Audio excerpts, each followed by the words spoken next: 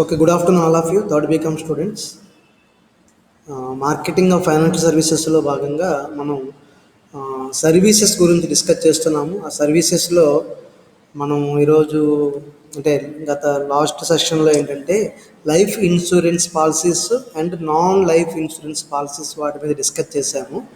So అవి ఎందుకు అవసరము, దాని యొక్క ఆవశ్యకత ఏమిటి భారతదేశంలో, అలాగే లైఫ్ ఇన్సూరెన్స్ పాలసీస్కి సంబంధించి ఎవరు తీసుకుంటారు, అలాగే ఒక నాన్ లైఫ్ ఇన్సూరెన్స్కి సంబంధించి ఎటువంటి ఇన్సూరెన్స్ పాలసీస్ ఉన్నాయి అనే విషయాలను నిన్న డిస్కస్ చేసింది. ఆ పేర్లు అయితే బాగా చదువుండి ఆ క్వశ్చన్ అయితే ఇందులో తప్పనిసరిగా వస్తుంది.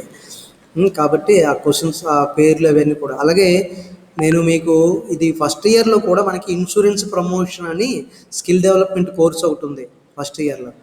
ఆ కోర్స్ కూడా ఇదే సేమ్. ఇందులో ఇప్పుడు మనం ఏమైతే డిస్కస్ చేసామో ఇన్సూరెన్స్ ప్రమోషన్లో అవి అందులోనే ఉన్నాయి అవి. కాబట్టి ప్రతి ఒక్కరూ కూడా కావాలనుకో వాటిని కూడా, ఆ ఫైల్స్ని కూడా ఇస్తాను. ఒకవేళ ఏదైనా ఉంటే మీరు అదనంగా కూడా తెలుసుకోవడానికి చాలా ఇంపార్టెంట్ ఉన్నది కూడా.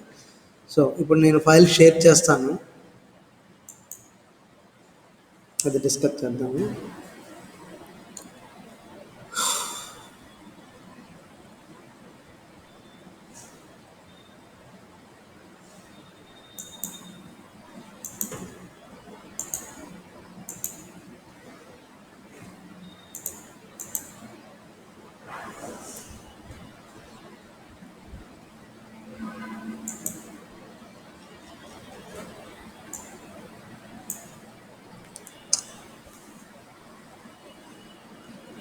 ఓకే, నిన్న ఇవన్నీ డిస్కస్ చేసాము మనం.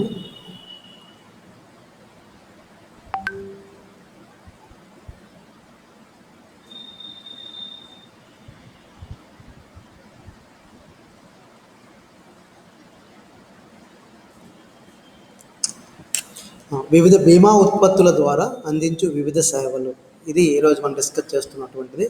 అంటే ఎన్ని రకాల బీమా ఉత్పత్తులు ఉన్నాయో, అంటే బీమా పాలసీలు ఉన్నాయో వాటిని ప్రజలకు జారీ చేయటం ద్వారా ఏ రకమైనటువంటి సర్వీసెస్ని ఈ యొక్క బీమా రంగంలో ఉండే పరిశ్రమలు లేదా సంస్థలు అందిస్తున్నాయి అనే విషయాన్ని మనం ఇక్కడ డిస్కస్ చేద్దాము ఇప్పుడు. సో జీవిత బీమా అనగా బీమాదారుడికి మరియు బీమా చేయించుకునేటటువంటి వ్యక్తికి మధ్య ఉండేటటువంటి ఒక ఒప్పందము. ఇక్కడ ఏంటి, బీమా చేయించుకున్న వ్యక్తి ఒక ప్రీమియం చెల్లిస్తాడు. అందుకు బదులుగా ఒకవేళ కనుక ఆ వ్యక్తి మరణించిన ఎడల ఆ వ్యక్తి ఎవరి పేరైతే నామినీగా అందులో తెలియజేశాడో అతను మన నిర్దిష్ట లబ్ధిదారుడు అందాము. ఒక స్పెసిఫిక్గా ఉండేటటువంటి ఒక స్టేక్ హోల్డర్. అతనికి కొంత మొత్తము, అంటే ఎంతైతే ముందుగా అక్కడ నిర్ణీత మొత్తాన్ని మనం అందులో అంటే నమోదు చేసి ఉన్నదో ఆ మొత్తాన్ని ఒక ప్రయోజన రూపంలో అందించడానికి బీమా చేసినటువంటి బీమా కంపెనీ ఒక వాగ్దానం చేస్తుంది. ఆ బీమా కంపెనీ చేసిన వాగ్దానం ద్వారా వీరిద్దరి మధ్య, ఎవరు బీమా పాలసీ తీసుకున్నటువంటి వ్యక్తి మరియు బీమా కంపెనీ, వీరి మధ్య ఒక ఒప్పందం అయితే కుదురుతుంది. సో ఆ ఒప్పందాన్ని మనము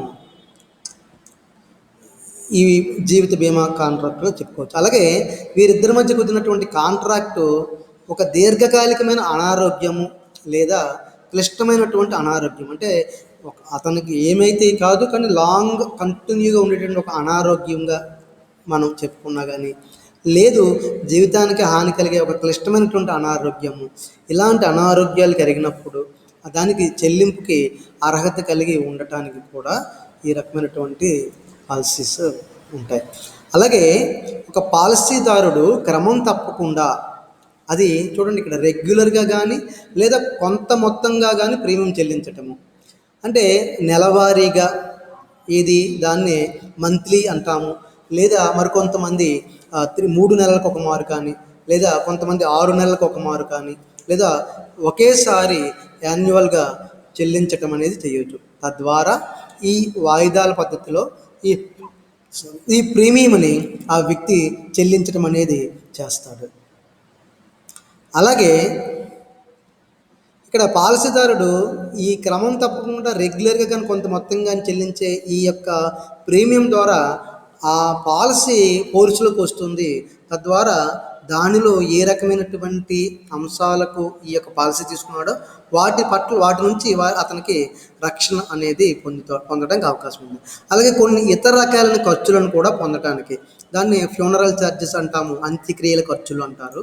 అలాంటి వాటిని కూడా ఈ యొక్క కొన్ని రకాలైనటువంటి పాలసీలలో ఈ యొక్క పాలసీ చేరి ఉంటుంది. అలాగే ఈ జీవిత బీమా పాలసీలు ఏంటంటే ఒక చట్టబద్ధమైన ఒప్పందాలు. అంటే చట్టం ప్రకారము ఏదైతే ఎల్ఐసి పాలసీ చట్టం దాని ప్రకారము మరియు నియమాలకి అనుగుణంగా చేసుకున్నటువంటి ఈ అగ్రిమెంట్ యొక్క రూల్స్కి అనుగుణంగా ఇవి ఏర్పడి ఉంటాయి. అంతేకాకుండా ఒక బీమాదారుని యొక్క బాధ్యతను పరిమితం చేయడానికి ఇవి కొన్ని మినహాయింపులు కూడా ఈ ఒప్పందంలో రాయబడతాయి. ఏమిటి పరిమితం చేయటం అంటే, ఇప్పుడు మనం చెప్పుకోబోయే కొన్ని అంశాలు జరిగినప్పుడు బీమాదారుడికి ఎవరు, బీమా కంపెనీ, ఇక్కడ యాక్చువల్ బీమాదారుడు అని ఇక్కడ మనం పలుకుతున్నాం కదా, అది ఒక్కోసారి బీమా చేసిన వ్యక్తి కింద అయిపోతుంది. కానీ బీమా కంపెనీ తన బాధ్యతను కొద్దిగా కొన్ని పరిస్థితులు తగ్గించుకోవడానికి అవకాశం ఉంటుంది. తగ్గించుకోవడం అంటే ఏమీ లేదు, మనం ఏదైనా ఒక ప్రాబ్లం జరిగినప్పుడు ఆ నష్టాన్ని నష్టపరిహారం రూపంలో మనకు అందిస్తుందని కంపెనీ నుంచి ఒక పాలసీ తీసుకున్నాము. కానీ నేను ఇవ్వను, ఈ యొక్క నాకు పరిమితులు ఉన్నాయి, ఈ రకమైనటువంటి పాలసీకి నేను క్లెయిమ్ ఇవ్వను అని అనటానికి బీమా కంపెనీకి ఒక అవకాశం ఉంటుంది. ఏంటి అది, ఎలాంటి పరిస్థితులు అంటే, నీకు కావాలని మనం చేసుకున్నటువంటి ఆత్మహత్య, కొంతమంది వ్యక్తులు ఈ పాలసీ తీసుకున్న తరువాత నీతి తప్పి అనైతికంగా కావాలనే వారి జీవితాన్ని అంతమొందించుకుంటారు. ఆ విధంగా కానీ, అలాగే తన జీవితానికి సంబంధించి కొన్ని అంశాలను దాచిపెట్టి ఆ జీవిత బీమా కంపెనీని మోసం చేసినప్పుడు కానీ, అనుకోని యుద్ధము, అనుకోని అల్లర్లు, అలాగే పౌరుల సమాజంలో కొన్ని రకాల కల్లోలాలకు సంబంధించిన పరిస్థితులలో ఇక్కడ ఏదైనా సరే అతని యొక్క ప్రాణానికి హాని కలిగితే, అలాంటి సందర్భాల్లో ఆ బీమా కంపెనీ ఏం చేస్తుందంటే తను చెల్లించవలసినటువంటి క్లెయిమ్ నుంచి తప్పించుకోవటానికి లేదా తప్పుకోవటానికి అవకాశం ఉంటుంది. ఇవ్వవలసిన అవసరం లేదనమాట. ఎందుకని ఇక్కడ ఇందులో అనైతికంగా అనుకోకుండా, అంటే మామూలుగా చెప్పినటువంటి పరిస్థితుల వల్ల కాకుండా ఇక్కడ నష్టం అనేది జరిగింది కాబట్టి. అలాగే ఇలాంటి ఒక జీవితం పైన ఆధారపడి చేసుకున్న ఒప్పందాలు ఎక్కువగా రెండు రకాలుగా మనం చెప్పుకోవచ్చు. అవి ఏంటంటే కొన్ని భద్రతా పాలసీలు, సెక్యూరిటీ బేస్డ్గా. ఏంటంటే అవి భద్రతా పాలసీ, ఒక ప్రత్యేకమైన సంఘటన జరిగింది, అలాంటి సంఘటన జరిగినప్పుడు ఆ సంఘటన నుంచి రక్షించే ఉద్దేశంతో ఒక అధిక మొత్తంలో చెల్లించు అమౌంట్ని మొత్తాన్ని రూపకల్పన చేయబడి ఉండేటువంటి ఒక పాలసీ ఈ భద్రతా పాలసీలు ఉంటుంది. కామన్గా టర్మ్ బీమా పాలసీలు మనకు తెలుసు, ఒక నిర్ణీత కాలానికి, ఒక నిర్దిష్టమైన కాలానికి టర్మ్ బీమా పాలసీలు జారీ చేయడం అనేది జరుగుతుంది. అలాంటి పరిస్థితుల్లో కూడా వీటిని మనం తీసుకోవచ్చు. నెక్స్ట్ అలాగే పెట్టుబడి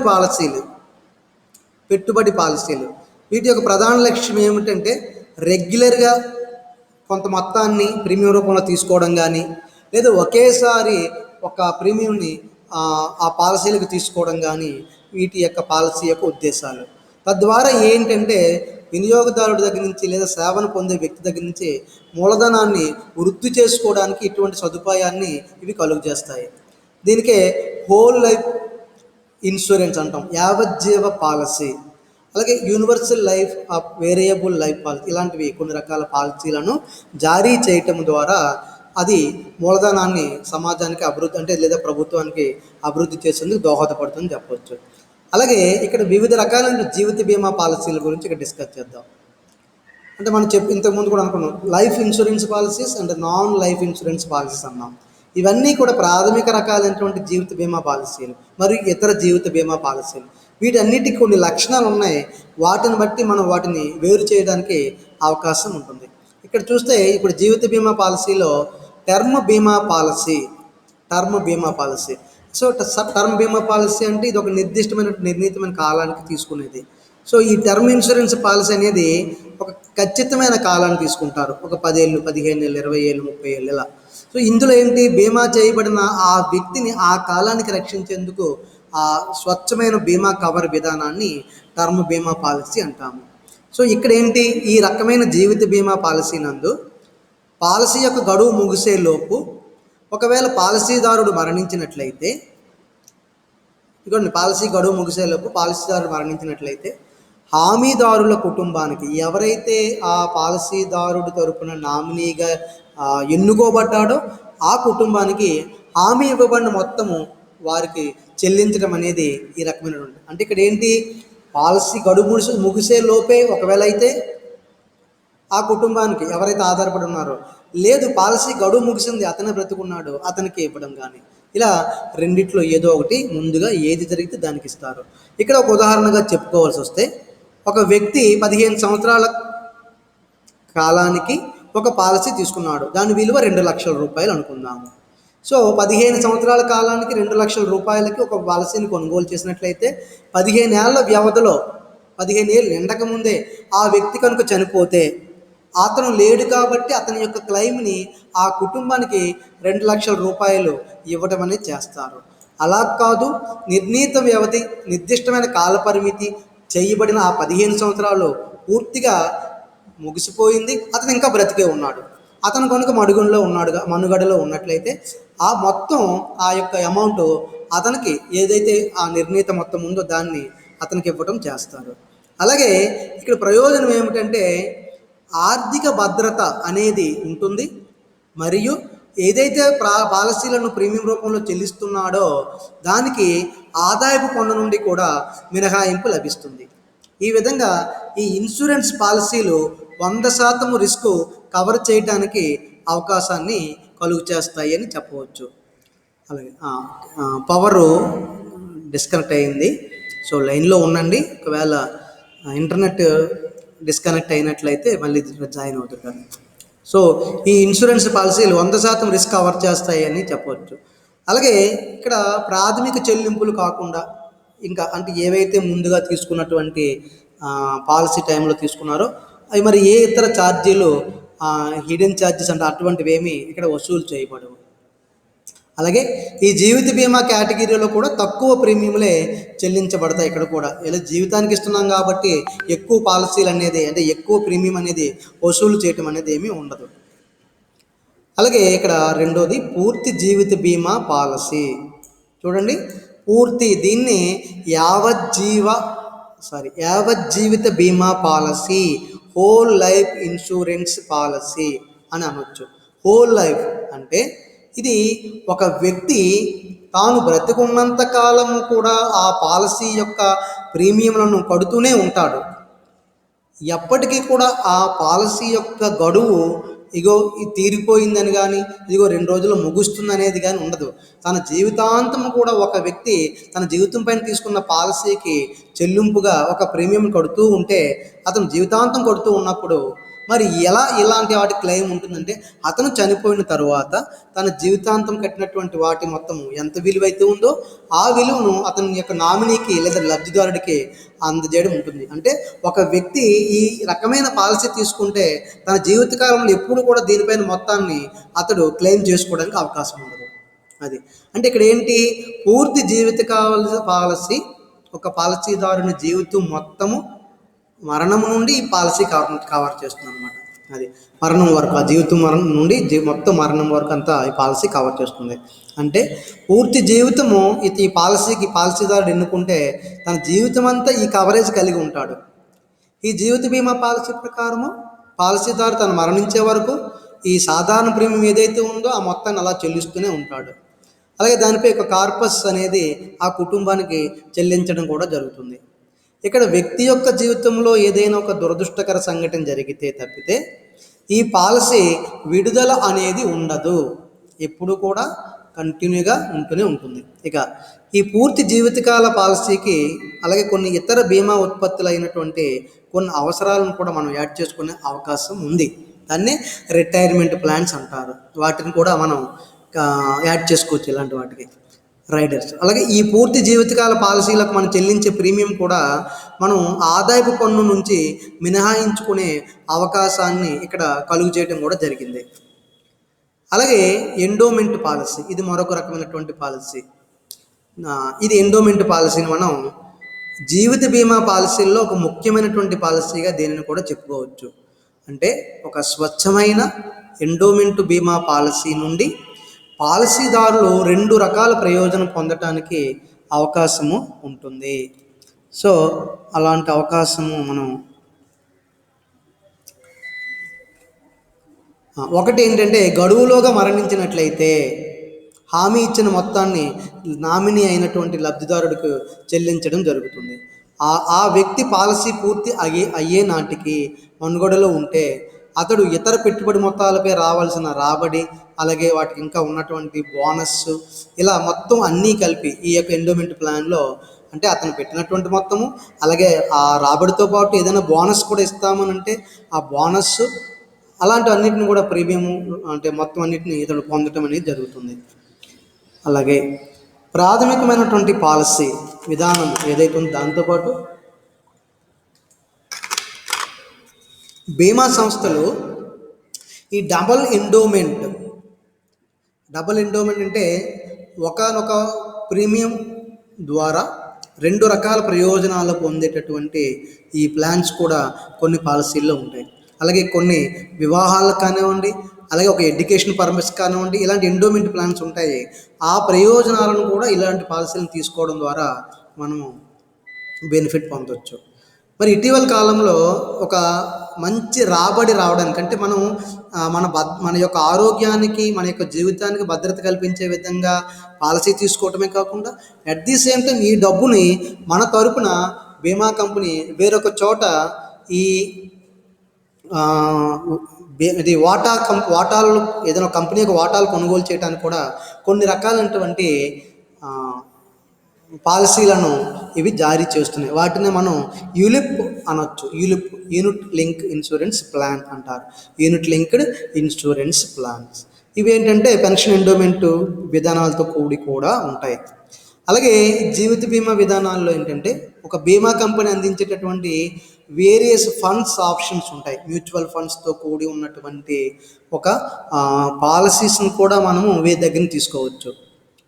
అంటే మనం ఎంతవరకు భరించగలుగుతామో మన రిస్క్ను బట్టి, మనం తీసుకున్న జీవిత బీమా పాలసీ యొక్క మార్కెట్ వాల్యూ, దీన్ని బట్టి మార్కెట్లో వినియోగదారు పొందే లబ్ధిని బట్టి వీటి యొక్క ప్రీమియం నిర్ణయించబడుతుంది. ఆ ప్రీమియంని మనం చెల్లించడం ద్వారా వీటిలో మనం పెట్టుబడి పెట్టడానికి అవకాశం ఉంటుంది. అంతేకాకుండా మనం చెల్లిస్తున్నటువంటి ప్రీమియంలు స్వచ్ఛమైనటువంటి ఎండోమెంట్ పాలసీల ద్వారా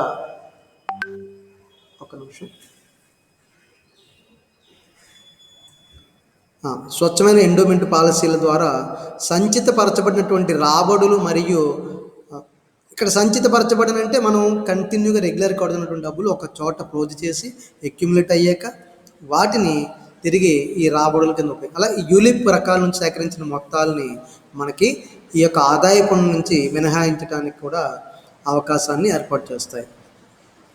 అలాగే మరొక పాలసీ ఏంటంటే మనీ బ్యాక్ పాలసీ. పేరులోనున్నది మనీ బ్యాక్ చేయటం. ఏంటిది? ఈ మనం తీసుకున్నటువంటి ఒక పాలసీ మనీ బ్యాక్ పాలసీ అయితే దానికి మనం పెట్టుకున్నటువంటి ఒక పాలసీ వ్యవధి లోపల కొన్ని ఆవర్తన చెల్లింపులను ఇవ్వటానికి ఈ జీవిత బీమా పాలసీ అనేక మందికి అనుకూలంగా ఉంటుంది. ఏంటంటే ఒక నిర్ణీతమైనటువంటి క్రమంలో ఈ పాలసీలను బీమా కంపెనీ ఆ పాలసీ తీసుకున్న వ్యక్తులకు చెల్లిస్తుంది. ఉదాహరణకు ₹1,00,000 మనం 20 సంవత్సరాలకి ₹1,00,000 ఒక పాలసీ తీసుకున్నాం అనుకుంటే ఇటువంటి మనీ బ్యాక్ పాలసీ. సో దాంట్లో ₹1,00,000 పాలసీకి 20% చొప్పున, అంటే ₹1,00,000 20% అంటే 20,000. సో ₹20,000 ఒక 4 సంవత్సరాలు కట్టిన తర్వాత మనం కట్టిన ₹20,000 మనకి ఇవ్వడం జరుగుతుంది. అట్లా మనీ బ్యాక్ అవుతుంది. తర్వాత మరొక 4 సంవత్సరాల తర్వాత, అంటే 8 సంవత్సరాల తర్వాత మరొక 20,000 ఇవ్వడం జరుగుతుంది. ఇలా 5 సార్లు మనకి 5 వేరువేరు సంవత్సరాల్లో మనకి ₹1,00,000 మన చేతికి వచ్చేస్తాయి. ఆ తర్వాత కొంతకాలం ఆగి పూర్తిగా ₹1,00,000 సంబంధించినటువంటి ఈ యొక్క పాలసీని అంటే పాలసీ నుంచి రక్షణ మరికొంతకాలం కూడా ఇవ్వడం జరుగుతుంది. అలాగే ఇక్కడ కూడా ఆవర్తన చెల్లింపులు అంటారంటే ఇచ్చిన నిర్ణీతమైన వ్యవధిలో మనకి డబ్బులను తిరిగి చెల్లిస్తూ ఇలా ఈ విధంగా జీవిత బీమా పాలసీలు అనేక మందికి ఒక అనుకూలమైనటువంటి ఆప్షన్ అని చెప్పవచ్చు. ఇది అంతేకాకుండా హామీ ఇచ్చిన మొత్తంలోని కొంత భాగము, ఏదైతే ₹1,00,000 హామీ మనకి ఇచ్చింది అనుకుంటే అందులో కొంత భాగం అంటే ఒక 20,000 చొప్పున క్రమానుగత వ్యవధిలలో 4 ఏళ్ళకు ఒక 20,000, ఇంకో 4 ఏళ్ళకు ఒక 20,000, అలా 4 అంటే 20 సంవత్సరాలు కంప్లీట్ అయిపోతుంది. వెంటనే మనకి ₹1,00,000 వచ్చేస్తాయి. తిరిగి మళ్ళీ అక్కడి నుంచి ఒక 5 సంవత్సరాలు 10 సంవత్సరాలు కవరేజ్ ఉంటుంది ఆ టైంలో. ఆ తర్వాత ఆ పీరియడ్లో మనకి అమౌంట్ పూర్తిగా రావటం అనేది కూడా జరుగుతుంది. ఇక్కడ పాలసీదారుడు పాలసీ ముగిసే నాటికి బ్రతికి ఉన్నట్లయితే అతడు అప్పటికి హామీ ఎంత పొందాడో ఆ మొత్తాన్ని అతనే పొందుతాడు. లేదు ఆ సమయంలోకి ఇతను మరణించినట్లు అనుకుంటే ఆ ఎవరైతే నామినీ ఉన్నారో స్టేక్ హోల్డర్ లబ్ధిదారుడు అతనికి ఇవ్వడం జరుగుతుంది. ఇలా ఒక ULIP versions and money back పాలసీలు కూడా ఈ జీవిత బీమాదారులకి అందించడం జరుగుతున్నాయి. అది మనీ బ్యాక్ పాలసీ అయినా యూలిప్ విధానాలైనా వీటి యొక్క ప్రీమియం మొత్తాలకు మరియు సంచితపరచబడిన రాబడులకు మనకి ట్యాక్స్ మినహాయింపు అంటే తగ్గింపు అనేది దొరుకుతుంది అని చెప్పవచ్చును. నెక్స్ట్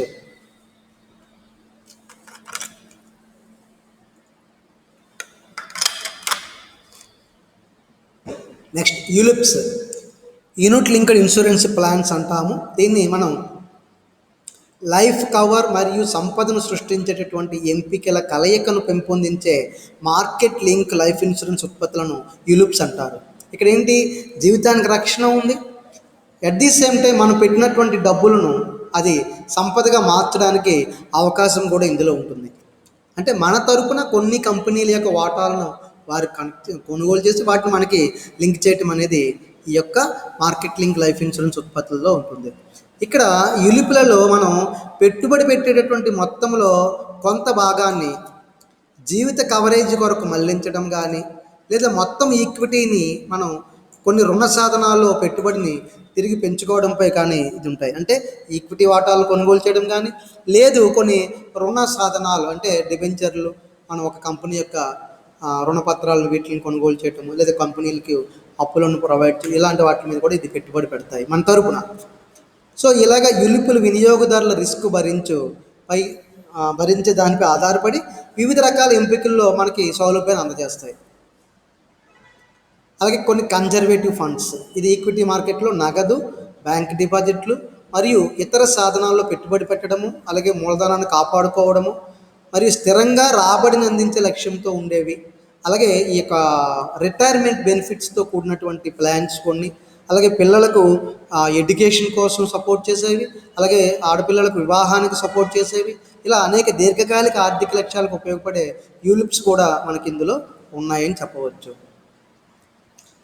అలాగే వార్షికాలు, ఇక్కడ కొన్ని రకాలైనటువంటి ప్లాన్స్ ఎలా ఉంటాయంటే యాన్యుటీస్, అలాగే పెన్షన్. ఇవేంటి, ఈ రకమైన జీవిత బీమా పాలసీల్లో పాలసీ తీసుకున్నటువంటి ఈ బీమా చేసిన వ్యక్తి ఆ బీమా కంపెనీకి క్రమానుగతంగా కొన్ని మొత్తాలు చెల్లిస్తానని అంగీకరిస్తాడు. అంతేకాకుండా అక్కడ వార్షికాల యొక్క బీమా చేసిన వారికి ఎవరైతే బీమా కంపెనీ ఉందో వారు కొంత మొత్తాన్ని క్రమానుగతంగా, ఉదాహరణకి మనం చేసుకుంటూ వెళ్తే ఒక ప్లాన్ చాలామంది ఇటీవల కాలంలో ఈ పెన్షన్ స్కీమ్లో లేనటువంటి కొంతమంది ఉద్యోగస్తులు ఇలాంటి వాటి మీద కూడా డిపెండ్ అయ్యారు. వారు ఏం చేస్తారంటే కొన్ని సంవత్సరాల వరకు అమౌంట్ కట్టుకుంటూ వెళ్తారు. ఇక అక్కడి నుంచి మనం ఆఫ్టర్ రిటైర్మెంట్ కావచ్చు, ఆ రోజుకి అప్పటి నుంచి కొంత మొత్తాలు అతనికి ఒక పెన్షన్ మాదిరిగా అందటానికి కూడా ఉద్దేశించబడి కొన్ని పాలసీలను ఈ యొక్క బీమా కంపెనీలు జారీ చేస్తున్నాయి. అంటే ఈ వార్షికాల యొక్క ఉద్దేశం ఏమిటంటే, ఒకవేళ ఆ యొక్క బీమా చేసిన వ్యక్తికి ఆర్థిక నష్టాలకు ఏమైనా జరిగితే వాటికి వ్యతిరేకంగా ఒక్క రెగ్యులర్ వ్యవధులలో 1 నెల, 2 నెలల తర్వాత 3 అలాగా వ్యవధి పెన్షన్ రూపంలో ఈ డబ్బును అందించడం అనేది ఇక్కడ గమనించవచ్చు. అయితే ఈ బీమా సేవలను మనం మార్కెటింగ్ ఏ విధంగా చేస్తాము? సో బీమా సేవ అంటే ఈ యొక్క ఇన్సూరెన్స్ సర్వీసెస్ని మనం మార్కెటింగ్ చేయటం ఎలాగా, అందరి చేత వాటిని కొనిపించటం ఎలాగా, ప్రతి ఒక్క వ్యక్తికి కూడా ప్రతి ఒక్క వ్యక్తికి కూడా ఈ రకంగా ఒక పాలసీ అతని జీవితం మీద కానీ అతని యొక్క వస్తువుల మీద కానీ ఉండటం ఎలాగా అనేది మనం గమనించవలసి ఉంది. ఇక్కడ ఏంటంటే కొన్ని కారణాల వలన బీమాని సేవలను మార్కెట్ చేయవలసినటువంటి అవసరం ఉత్పత్తి అయింది. ఎందుకంటే ఇటీవల కాలంలో మనం గమనించాం కదా, ప్రతి ఒక్క వ్యక్తి కూడా ఎన్నో రకాల ఆర్థిక నష్టాలకు గురయ్యాడు ఈ కోవిడ్ పాండమిక్ సిచ్యువేషన్లో. అటువంటి పరిస్థితుల్లో వారు ఇల్లులమ్మి, వారు ఆస్తులమ్మి కూడా చాలామంది వీధిని పడినటువంటి అవకాశాలు ఉన్నాయి. అదే కనుక వారికి కొన్ని రకాలైనటువంటి ఆరోగ్య బీమా పాలసీలు కానీ లేదా జీవిత బీమా పాలసీలు కానీ ఉంటే కనుక చాలామందికి కొంతైనా ఆర్థిక భరోసా అనేది వారికి దొరికి ఉండేది అనేది మనం చెప్పవలసిన అవసరం ఉంది. సో అలాగా ఇప్పుడు తప్పనిసరి అయ్యింది ఇటువంటి ఆరోగ్య బీమా పాలసీలు తీసుకోవాల్సినటువంటివి. కనుక వాటి అవసరం ఏముంది ఈనాటి కాలంలో మన దేశంలో అంటే, ఫస్ట్ ఆఫ్ ఆల్ ఇక్కడ బీమా ఉత్పత్తులు ఒక ప్రత్యేకమైన లక్షణాలు కలిగి ఉంటాయి. ఆ ఉత్పత్తి యొక్క ప్రయోజనాలు తరువాతి కాలంలో మనం పొందటానికి ఒక అవకాశాలను మనం సృష్టిస్తాయి. అంతేకాకుండా అంటే మనకు ఒక ఆర్థిక భరోసాని చాలా కాలం పాటు మనం అయితే ఎన్నాళ్ళైతే అనుకున్నాం ఆ నిర్దిష్ట కాలానికి అవి అందిస్తాయని చెప్పవచ్చు. అలాగే వినియోగదారీ ఉత్పత్తుల డిమాండ్ వలె ఇక్కడ ఇది ముందుగా నిర్దేశించబడి ఏమీ ఉండదు. ఇప్పుడు మామూలుగా బయట కొన్ని వస్తువులు మార్కెట్లో ప్రవేశపెట్టినప్పుడు ఇదిగో ఇది నాకు కావాలని ఎగబడి వారు కొనుగోలు చేయడం, దాని డిమాండ్ సృష్టించడం ఉంటుంది. ఇక్కడ ఆ విధంగా ఉండదు.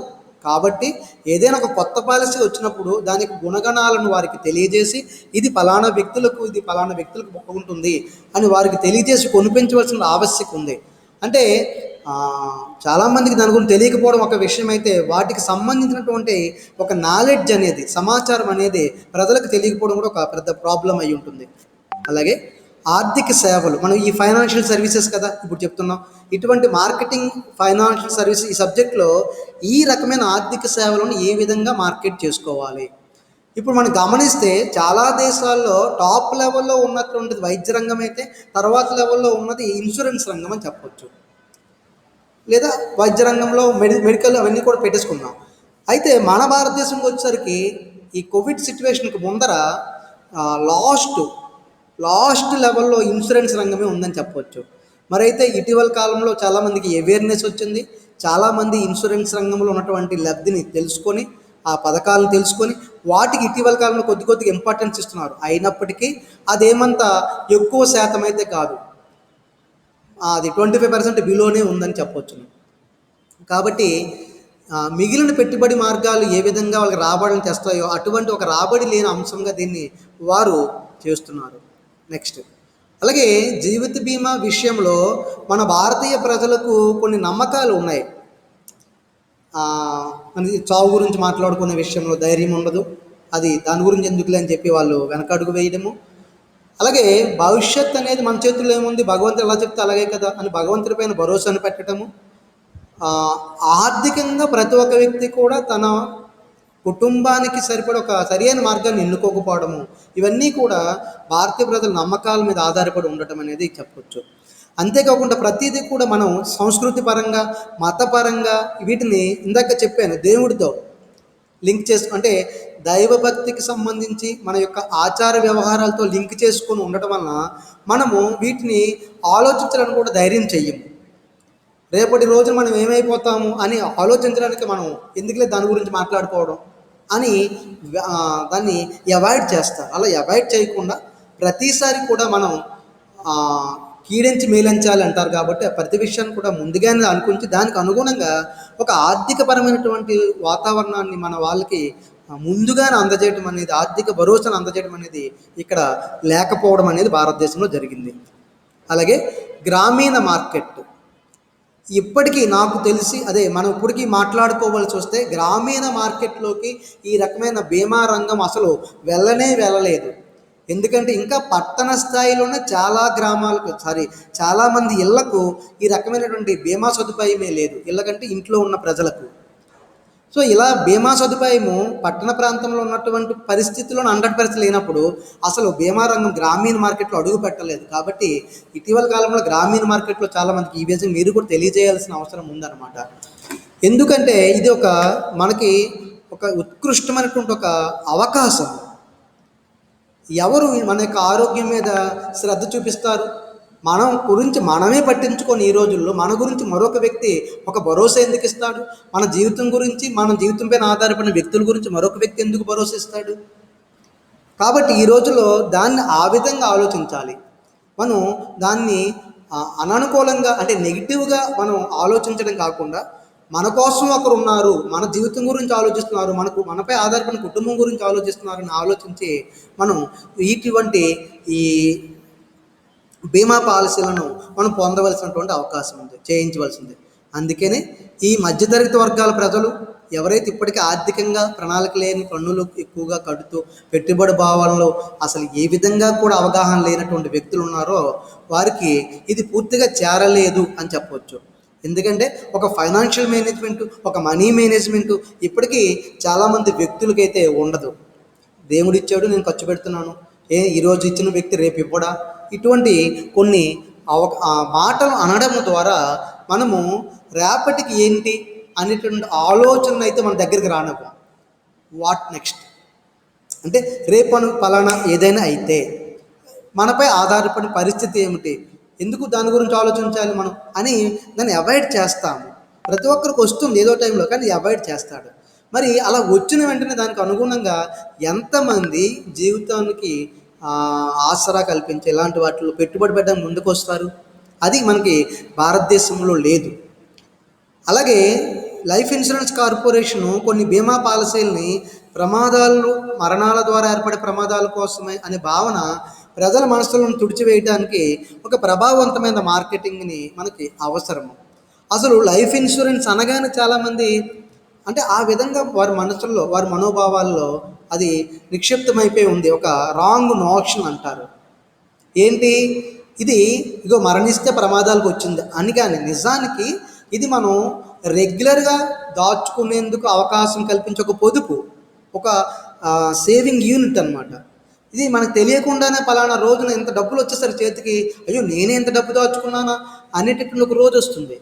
కాబట్టి రెండు రకాల అంశాలను మనకి ఒక ప్రయోజన రూపంలో ఇస్తుంది. కాబట్టి వీటిని మనం తప్పనిసరిగా తీసుకోవాల్సినటువంటి అవకాశం ఉంటుంది. అలాగే సాధారణ బీమా పథకాల ప్రయోజనాలు ఏవైతే జనరల్ బీమా ఉన్నాయో, జనరల్ ఇన్సూరెన్స్ పథకాలు ఉన్నాయో వాటిని, అలాగే చిన్న మరియు మధ్యతరగతి వ్యాపార సంస్థలకు, అలాగే జనరల్ ఇన్సూరెన్స్ మార్కెటింగ్ కూడా ఒక పరిధిని ఇప్పుడు కలిగి ఉండటం అనేది అవసరము అని చెప్పవచ్చును. సో ఈ విధంగా మనకి ఈ పాలసీలు భారతదేశంలో తీసుకోవాల్సినటువంటి ఆవశ్యకత ఏమిటి అనే దాని గురించి కూడా చెప్పవచ్చును. సో ఇక్కడితో మన యొక్క ప్రజెంటేషన్ కంప్లీట్ అయ్యింది. మీకు అర్థమై ఉంటుంది అనుకుంటున్నాను. ఇది చాలా ఇంపార్టెంట్ టాపిక్. తప్పనిసరిగా అందరూ కూడా బాగా చదవండి దీని గురించి. ఓకేనా? రైట్, ఇక్కడితో ప్రజెంటేషన్ క్లోజ్ చేస్తున్నాను. Thank you all of you.